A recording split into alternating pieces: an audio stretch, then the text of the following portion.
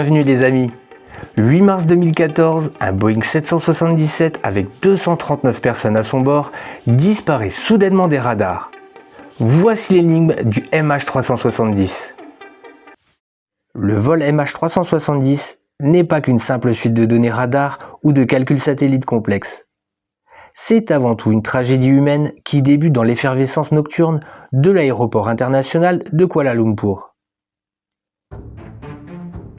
Ce soir-là, le terminal est une véritable fourmilière où l'on croise des familles, des touristes et des professionnels, tous unis par une destination commune, Pékin. Mais derrière les numéros de passeport et les cartes d'embarquement se cache une réalité bien plus profonde. À bord de ce Boeing 777, on compte 227 passagers et 12 membres d'équipage. Parmi eux, un groupe de 19 artistes calligraphes chinois qui rentraient d'une exposition prestigieuse. Des ingénieurs d'une firme technologique américaine de pointe, mais aussi des anonymes dont les histoires personnelles sont bouleversantes. Il y avait ce couple malaisien qui économisait depuis près de 2 ans pour s'offrir une lune de miel de rêve. Ou encore cette mère qui rejoignait son fils étudiant pour une visite surprise. Pour eux, ce vol était une routine, un simple trajet de nuit. Cependant, à peine quelques heures après la disparition, une information fait l'effet d'une bombe. 2 passagers ont embarqué avec des passeports volés, appartenant à un Italien et un Autrichien, qui n'étaient même pas dans le pays. La suspicion s'installe immédiatement. On parle de terrorisme, de piratage, d'attentats coordonnés. L'enquête révélera plus tard que ces 2 jeunes passagers n'étaient que des candidats à l'exil cherchant à rejoindre l'Europe pour une vie meilleure. Mais le doute est semé.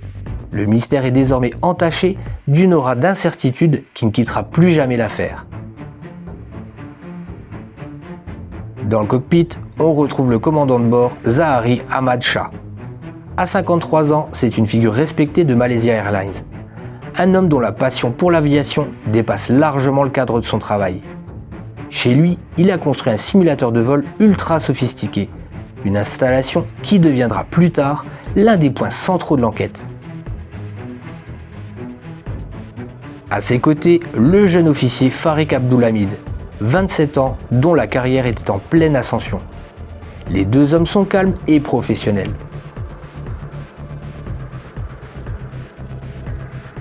Les lumières de la cabine se tamisent. Les passagers s'installent pour ce voyage de nuit de 6 heures. À cet instant précis, l'avion est une forteresse technologique, reliée au sol par des dizaines de systèmes. Personne n'aurait pu imaginer qu'en franchissant la côte malaisienne, cet avion allait devenir une zone grise, un espace où le contrôle humain et la technologie allaient s'éteindre. En quelques minutes, 239 destins vont basculer, de la lumière des radars au silence le plus profond de l'histoire moderne. La traque ne fait que commencer. Une phrase banale, un transpondeur qui s'éteint, et voilà un géant qui disparaît dans les airs. Il est exactement 1h19 du matin, heure locale, ce 8 mars 2014. Le vol MH370 fend l'obscurité au-dessus de la mer de Chine méridionale, à une altitude de croisière de 35 000 pieds. Jusque-là, le vol est d'une banalité absolue, presque ennuyeux pour l'équipage. Le commandant Zahari Shah ou son copilote vient de terminer une communication de routine avec le centre de contrôle de Kuala Lumpur. Malaysian 370, contact Ho Chi Minh 120.9. Good night. Good night, Malaysian 370. La voix est stable, posée, sans aucune trace d'anxiété. La dernière phrase transmise, captée par les enregistreurs au sol, est restée gravée dans l'histoire de l'aviation mondiale. Good night, Malaysian 370. Une formule de politesse standard qui signifie simplement que l'avion passe sous une nouvelle juridiction. À cet instant précis, personne au sol ne peut se douter que ce sont les ultimes mots que le monde entendra de cet appareil.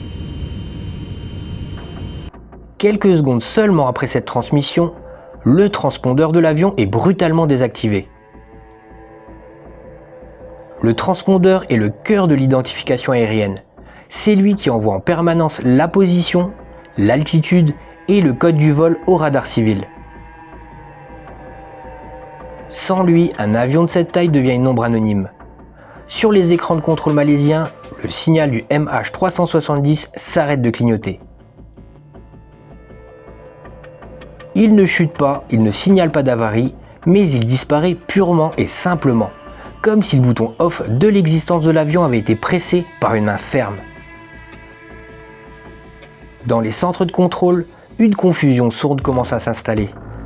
Normalement, si un avion subit une panne électrique majeure, des systèmes de secours comme l'antenne RAT ou d'autres batteries prennent immédiatement le relais pour maintenir le signal.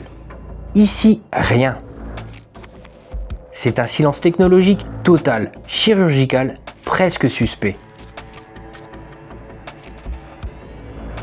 Les autorités vietnamiennes de leur côté attendent de voir apparaître le MH370 sur leur radar, mais le ciel reste désespérément vide.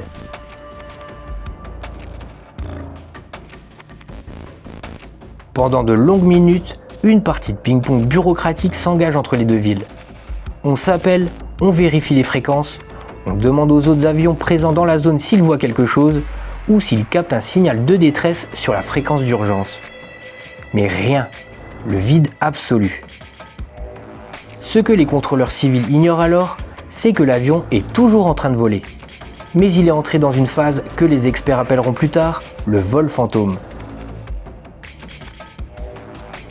Libéré de toute surveillance civile, l'appareil entame une manœuvre qui défie toute logique.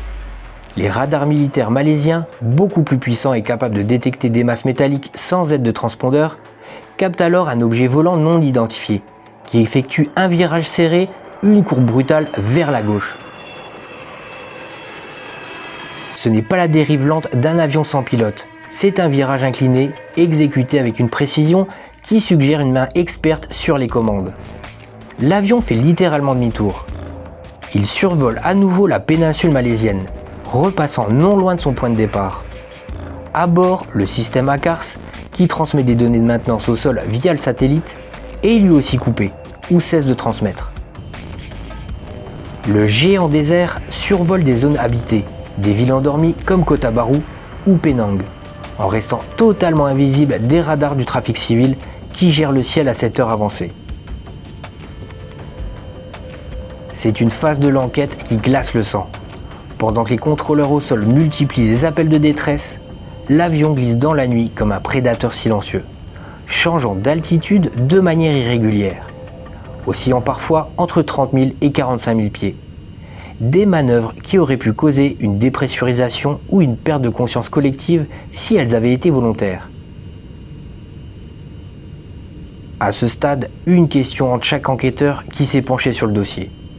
Pourquoi une telle débauche de précaution pour rester invisible? Pourquoi couper chaque fil d'Ariane, chaque lien électronique qui relie cet avion à la civilisation? Si une explosion ou une panne moteur s'était produite, l'avion n'aurait pas été capable de réaliser ces changements de direction complexes et de maintenir un vol stable pendant plusieurs heures. L'appareil survole à présent la mer, s'éloignant définitivement de toute trajectoire logique vers la Chine. Il ne reste plus qu'un écho-radar militaire, de plus en plus faible, qui finit par s'estomper totalement à 2h22 du matin à la limite des radars de l'armée malaisienne. À partir de cet instant, le MH370 quitte le monde connu. Il n'appartient plus au monde des hommes, mais à celui de l'obscurité totale et des probabilités mathématiques. Le mystère vient de changer d'échelle, passant d'un incident de contrôle aérien à une énigme planétaire que personne, malgré les moyens technologiques les plus avancés du XXIe siècle, ne semble prêt à résoudre. Quand les radars s'éteignent, la science prend le relais. Voici comment le signal satellite a pu détecter la destination finale du MH370. Alors que le monde entier scrute la mer de Chine méridionale, là où l'avion a disparu des radars, une découverte technique va totalement bouleverser l'enquête. on se rend compte que si les systèmes de communication manuels ont été coupés, un lien invisible est resté actif, les pings satellites. Le Boeing 777 était équipé d'une antenne reliée au réseau satellite de la société britannique Inmarsat. Même si aucun message n'était envoyé, l'antenne continuait de tenter de se connecter au satellite une fois par heure, un peu comme un téléphone portable qui cherche du réseau. Ces 7 signaux automatiques, envoyés jusqu'à l'épuisement total du carburant, vont permettre aux mathématiciens de reconstruire une trajectoire que personne n'aurait pu imaginer. L'avion n'a pas explosé en plein vol. Il a continué de voler pendant plus de 7 heures après sa disparition des radars. Cette révélation est un choc pour les familles et les autorités. Le MH370 n'est pas au nord, mais il s'est enfoncé profondément vers le sud, vers des endroits les plus isolés, les plus profonds et les plus hostiles de notre planète, le sud de l'océan Indien. On appelle cette zone les 40e rugissants, un lieu où les vagues peuvent atteindre la taille d'un immeuble et où le fond marin est parsemé de montagnes sous-marines plus hautes que les Alpes. C'est ici, le long d'une ligne imaginaire appelée le 7e arc, que l'avion aurait fini sa course. Mais pourquoi ? Pourquoi voler en ligne droite vers l'Antarctique, vers un désert liquide où il n'y a aucune piste d'atterrissage, aucun espoir d'être secouru ? La traque technologique qui s'ensuit est la plus vaste et la plus coûteuse de l'histoire de l'humanité. Des navires ultra perfectionnés, équipés de sonars capables de détecter une boîte de conserve à 6000 mètres de profondeur, ratissent des milliers de kilomètres carrés.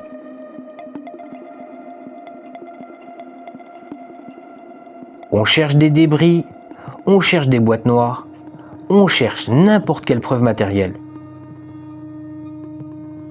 Mais l'océan est un immense linceul. Pendant des mois, puis des années, les recherches ne donnent rien. Le fond de l'océan Indien est moins bien connu que la surface de la Lune, et les équipes de recherche se heurtent à un relief abyssal terrifiant. Chaque jour qui passe sans résultat renforce l'angoisse des familles. Comment un avion de 250 tonnes peut-il rester introuvable alors qu'on connaît sa zone de chute probable ?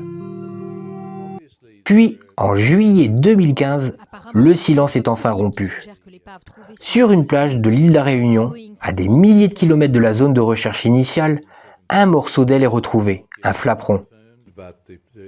Ça n'a pas encore été confirmé, mais les photos qui ont été transmises pour être analysées correspondent avec les parties de l'aile d'un Boeing 777.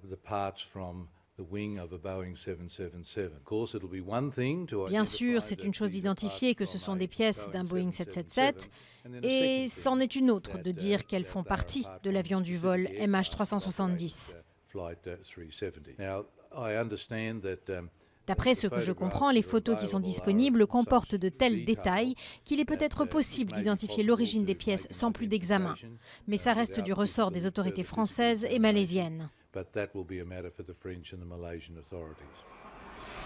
L'analyse confirme qu'il appartient bien au MH370. D'autres débris s'échouent plus tard sur les côtes de Madagascar, du Mozambique et d'Afrique du Sud. Ces morceaux de carbone et d'aluminium racontent une histoire parcellaire mais précieuse. Ils prouvent que l'avion s'est bien abîmé en mer, mais l'état des débris suggère un impact d'une violence inouïe.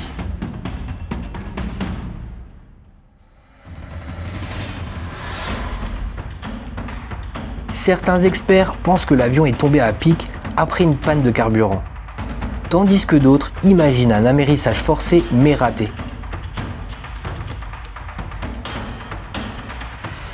Cependant, l'épave principale, les moteurs et surtout les enregistreurs de vol restent désespérément introuvables. L'océan Indien est devenu le gardien d'un secret que la technologie refuse de livrer. On a analysé les courants marins, on a utilisé des supercalculateurs pour simuler la dérive des débris, mais l'équation comporte trop d'inconnus. Chaque théorie se heurte à un manque de preuves concrètes. Est-ce que le pilote était encore conscient lors de l'impact ? L'avion était-il en mode pilote automatique, volant droit devant lui jusqu'à la dernière goutte de kérosène? Ou était-il guidé par une main humaine cherchant à le faire disparaître pour toujours dans les profondeurs les plus sombres? Ce chapitre de l'enquête nous montre l'impuissance de l'homme face à l'immensité de la nature. Malgré nos satellites et nos radars, la mer a réussi à engloutir un géant de métal, laissant derrière elle un vide insupportable pour ceux qui restent. Le MH370 n'est plus un vol, c'est une ombre qui hante les abysses du Sud. Et si la clé du mystère ne se trouvait pas dans l'épave, mais dans le sous-sol du pilote? Tandis que les navires sondent les abysses, une autre enquête, bien plus intime, se déroule sur la terre ferme. Les regards se tournent inévitablement vers le cockpit, et plus particulièrement vers le commandant de bord, Zahari Ahmad Shah. Dans le monde de l'aviation, Zahari était considéré comme un mentor, un homme à la carrière exemplaire affichant plus de 18 000 heures de vol. Pourtant, la police malaisienne, sous la pression internationale, finit par perquisitionner son domicile. Ce qu'il découvre dans son sous-sol va changer la perception du monde sur cette affaire. Un simulateur de vol ultra perfectionné, construit de ses propres mains. En analysant les données du disque dur, les enquêteurs du FBI découvrent une trace troublante. Quelques semaines avant le drame, Zahari avait tracé sur son simulateur une trajectoire quasi identique à celle empruntée par le MH370, se terminant par une panne de carburant en plein milieu de l'océan Indien. Est-ce la preuve d'une répétition macabre ou d'une simple curiosité de pilotes passionnés? Le débat divise les experts. Pour certains, c'est l'indice d'un geste prémédité, une sorte de suicide-homicide, méticuleusement planifié pour faire disparaître l'avion dans la zone la plus difficile à fouiller du globe. Pour d'autres, c'est une coïncidence malheureuse, Zahari ayant l'habitude de tester des centaines de routes différentes sur son temps libre. Mais les soupçons ne s'arrêtent pas là. On fouille sa vie privée, ses opinions politiques, ses relations familiales. On cherche une faille, un signe de dépression ou de radicalisation. On découvre un homme plutôt complexe, parfois solitaire malgré une vie sociale active. Mais aucun élément déclencheur flagrant ne permet d'affirmer avec certitude qu'il aurait pu sacrifier 230 autres vies pour ses propres démons. L'analyse des débris retrouvés, notamment le flaperon de l'île de la Réunion, apporte une pièce supplémentaire au puzzle, mais elle est tout aussi contradictoire. Certains experts en structure aéronautique affirment que le volet était en position déployée au moment de l'impact, ce qui signifierait qu'une main humaine guidait l'avion pour un amérissage contrôlé afin de minimiser les débris et de faire couler l'appareil d'un seul bloc.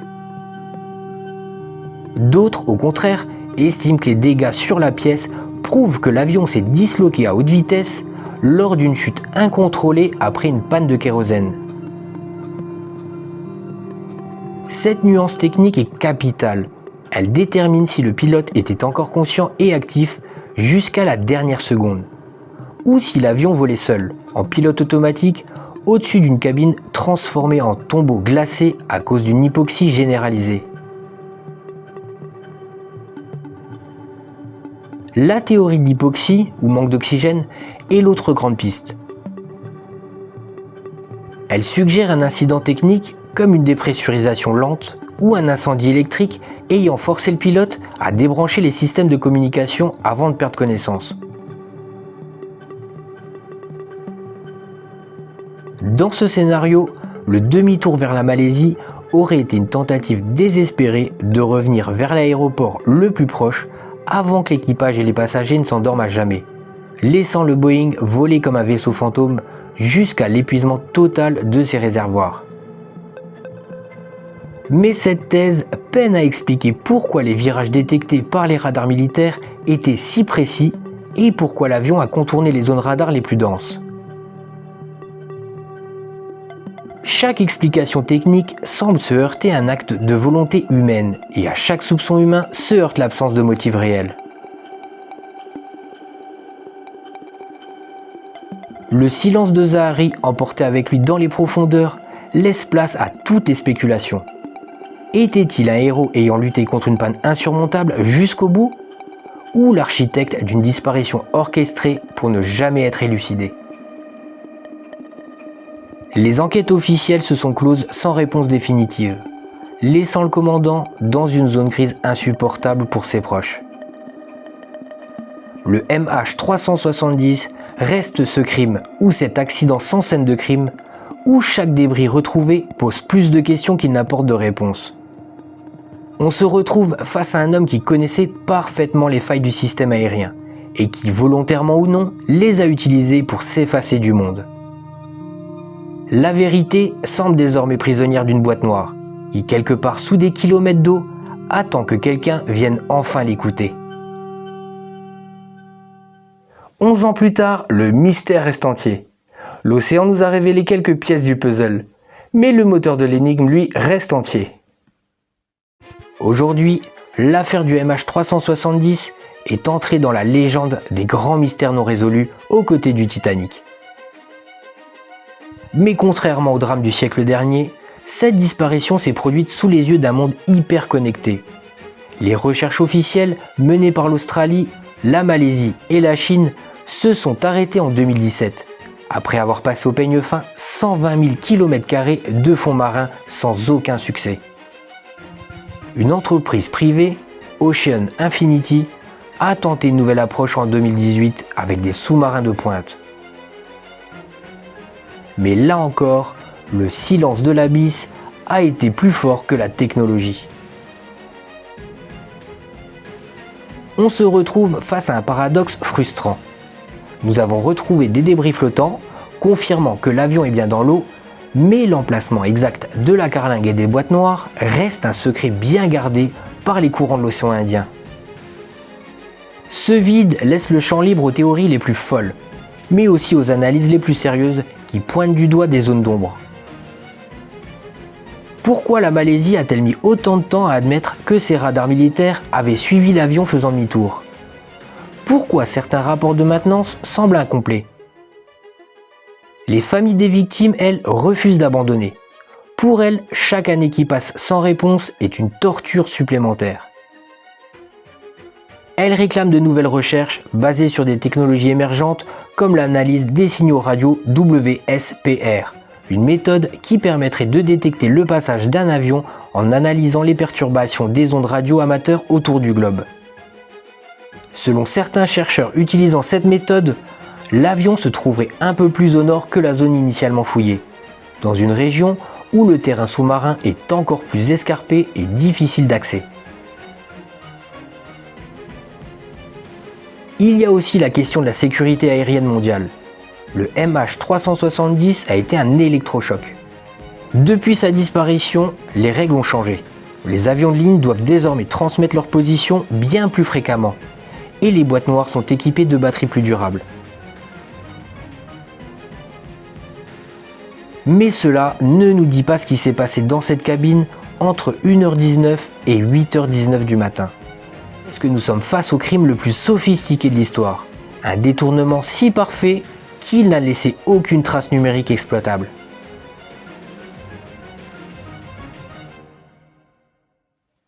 Mes amis, c'est ici que l'enquête s'arrête pour nous. N'hésitez pas à m'indiquer vos théories en commentaire. Le crash a-t-il eu pour cause le suicide du pilote ou tout simplement un élément extérieur? N'hésitez pas à intervenir. Lâchez votre plus beau pouce bleu si vous avez apprécié la vidéo. Prenez soin de vous, on se dit à très vite.